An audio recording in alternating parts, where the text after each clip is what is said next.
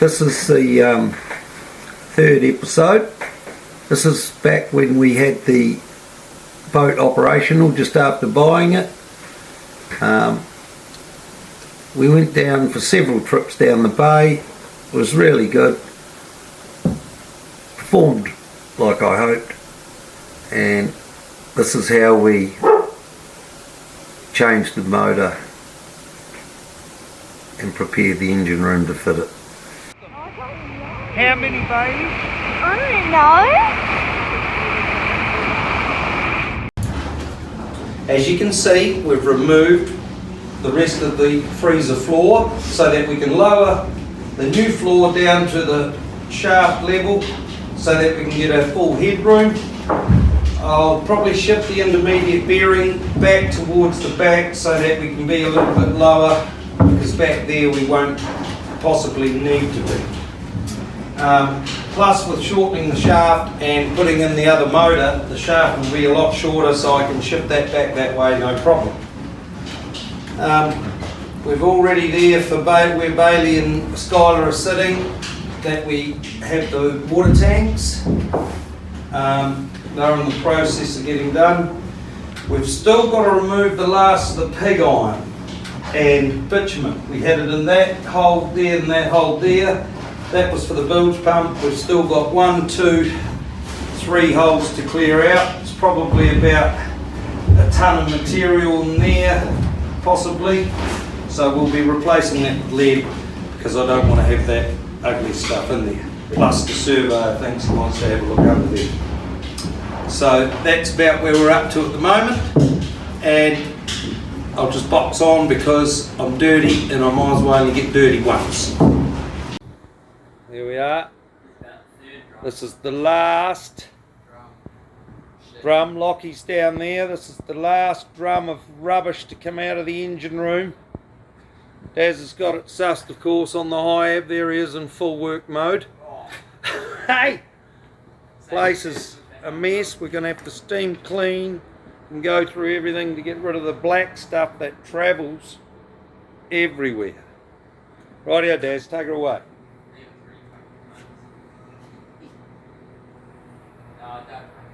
Of course, we're not showing Lockie in the photograph because he's got no hard hat on.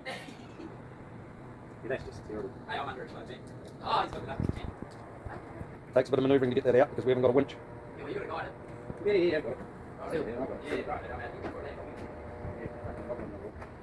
Right, there it is. Ugliest bilge stuff you ever saw. I'm going to watch that reggae clip. Oh, is there a game on? Oh, yeah, right. Oh. There he is.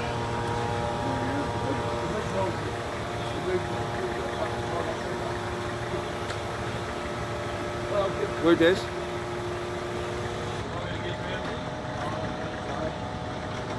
There she is.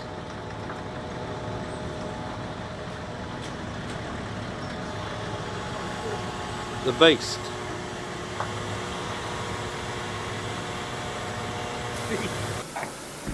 This is the day we took possession of the Gardner. We're located it just down the road. A good friend of mine, John Wilson, who I've done a lot of work for over the years, had acquired it to do a project of his. Then he realised how big the project was and said he was getting a bit old, so he let me have it for a very fair price, and we just transferred it from his place to here, which was only about 2 kilometres down the road. This is the old Gardner gearbox. We'll be removing that later on. Here it is getting transported a year or two later to the workshop. This is the gearbox we've pulled off the back of the Gardner. It's too heavy and antiquated for what we require, so we stripped that off. We had to pull it apart to get it off because it was difficult to disengage it from the flywheel. This is the motor, 8L3. We're going to remove the flywheel because I have to machine it to fit the drive ring for our new gearbox, which is over there. It's a modern hydraulic box from China. So we're going to steam clean this today, drain the oil out of it, put it in the shed where we're going to freshen it up, and it'll come out of there looking a lot better. I've got the fuel pump off it to give it a service. I'm going to replace the chains and bearings in here, give it a good tidy up all round.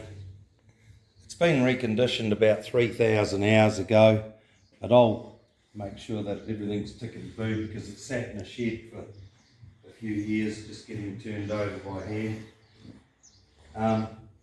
Yeah, so that's what we're going to do today.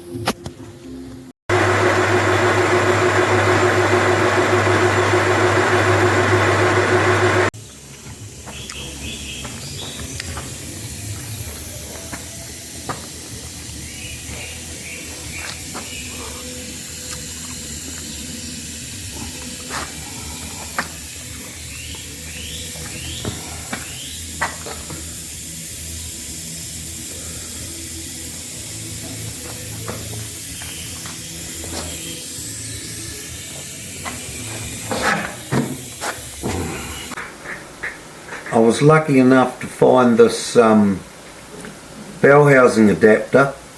It goes from Gardner to standard SAE gearbox fitting. I found it in Auckland, and he was lucky enough he sold it to me.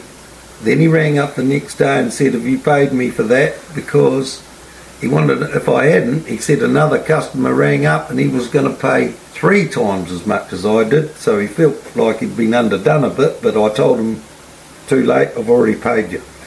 So he considered that a done deal, and he let me have it for the price we agreed on. I thought I was going to have to make one. I was lucky I didn't have to, because it would have cost more than what I paid for it by 3 times.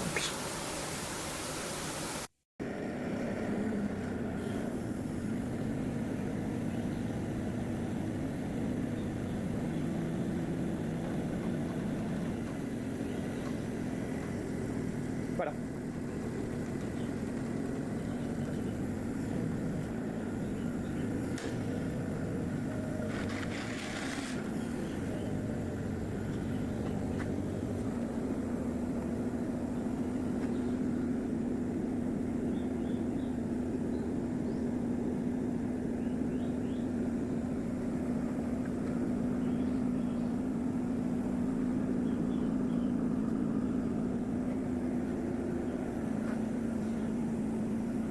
Alright, in a bit.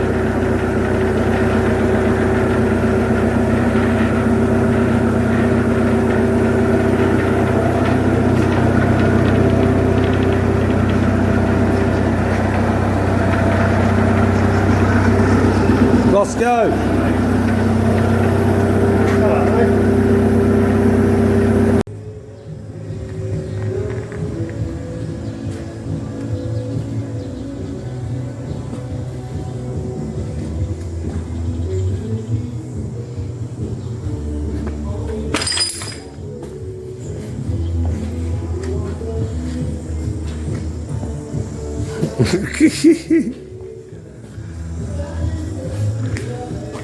The 8L3 beast.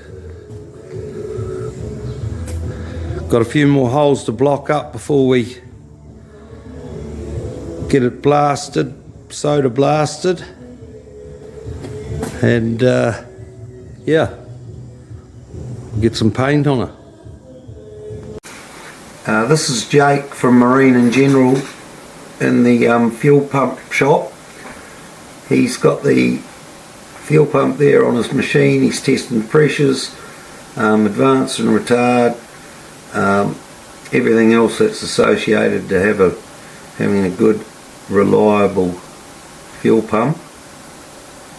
We gravity feed for that, so we don't actually have to worry about a lift pump. It's another thing can go wrong. He did all the nozzles and tuned them all up, but the pump itself was pretty good. This is us in the workshop back again, still stripping it down. We've got to take the flywheel off. There I am, just fitting up the drive ring that takes the rubber drive bushing for the gearbox. There's the bell housing adapter fitted on there. We're just about ready to mate it up.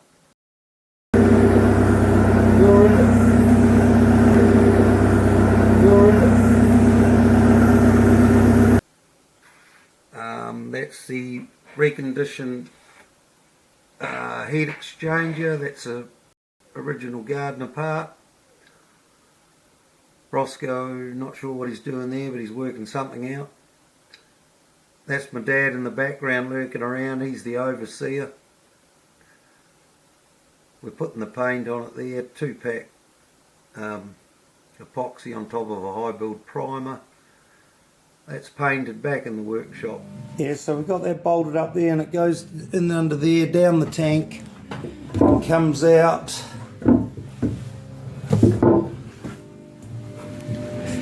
here, where we're going to fit some non-return valves and a T and another pipe coming in from the other end system up there. So I'll give you a look at that later.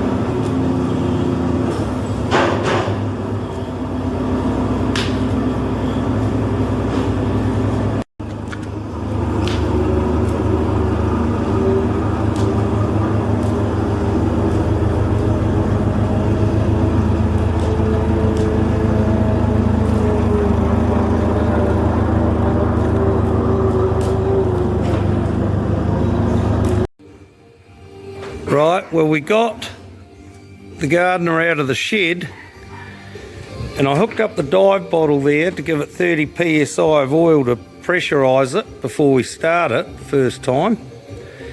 And I come up with a little leak, I don't know if you can see it in there, on that pipe down at the back there, where my finger is there. It started peeing oil out of there, so we're just going to do a temporary repair on that so that we can try it to see if I've got to do anything else before I take that off. Lockie's hooked it up to some sort of battery system here. We stuck the exhaust on not to piss the neighbours off, and we'll give it a crack in a couple of minutes. Cheers, bye.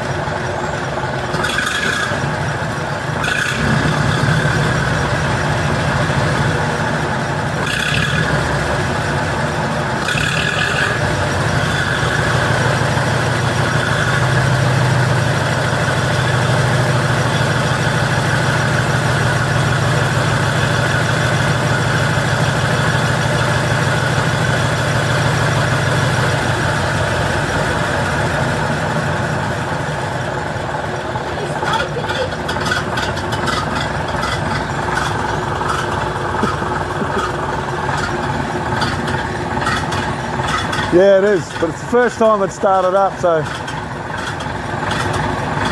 That Bob?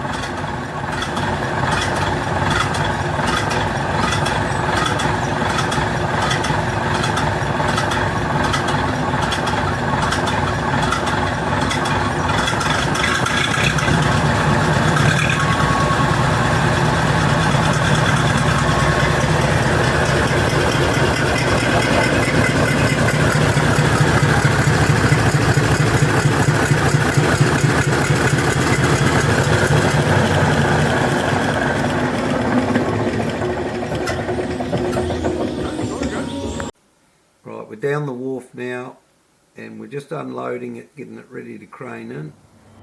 Beautiful day down here this morning. Nice drop of snow last night. Got Brent there just opening the hatch up so that we can crane in the nugget.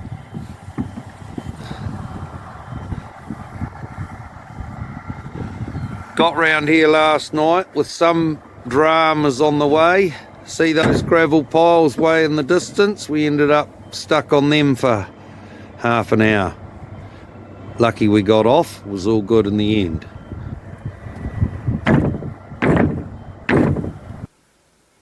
Yeah, this is what we had to do before we put the motor in. So it's a little bit backwards, but we had to clean all that out. There on the left is the tank I've added, which houses the macerator pump, run FOSS, big grunty thing, chops up all the poos and wees. On the right hand side was the oil tank, hydraulic oil tank.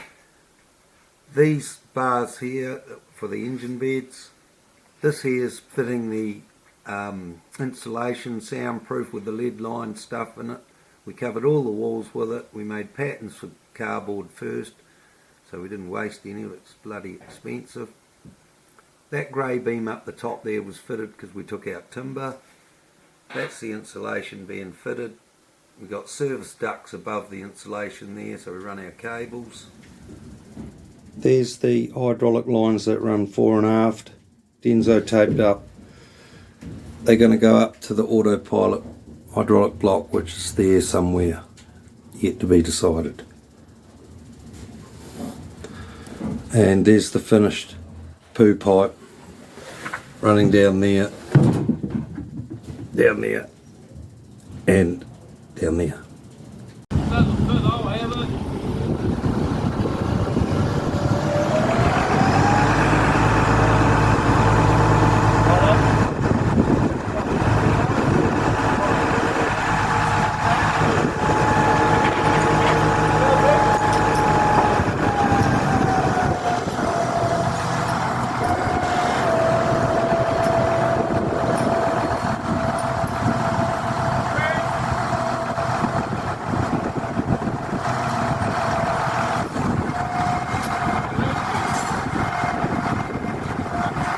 over there.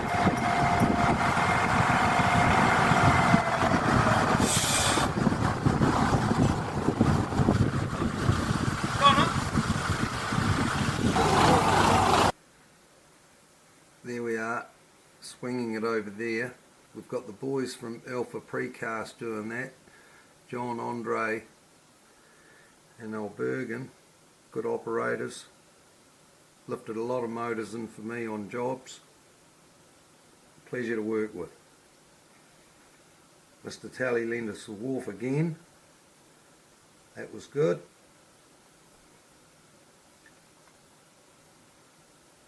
We got headsets in the helmets so we can talk directly to the crane drivers. Hopefully it goes all right.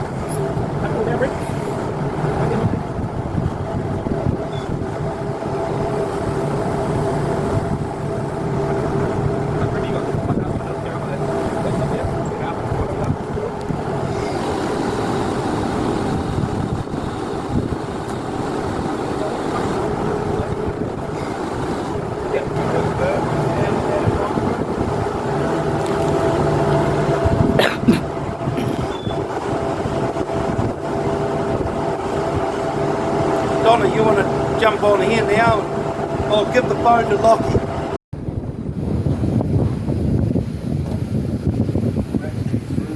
Are we going to miss the tank, Rick? Well, at the moment I am. There we are at that acute angle to fit it in. We ended up with about 20 millimetres spare of room, otherwise we would have been in a corner that we would have had to do something I didn't like. That unit, the crane driver said it weighed just over 3.5 tonne.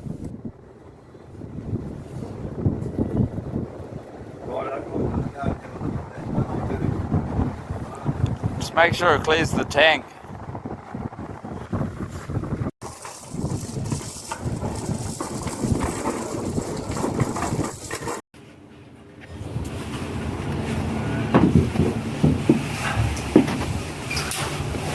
Now, hook that other thing on for him, Brent, that one down by your feet. Yep, there we go. Hot water cylinder Got the Motori in. Shoehorn. Right, well that day went pretty well.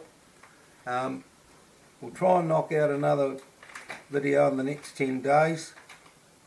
I should actually have a blurb and tell you what we're trying to achieve so that you know where we're heading, or maybe I'll learn where I'm heading. So anyway, let us know and I'll see you in a while.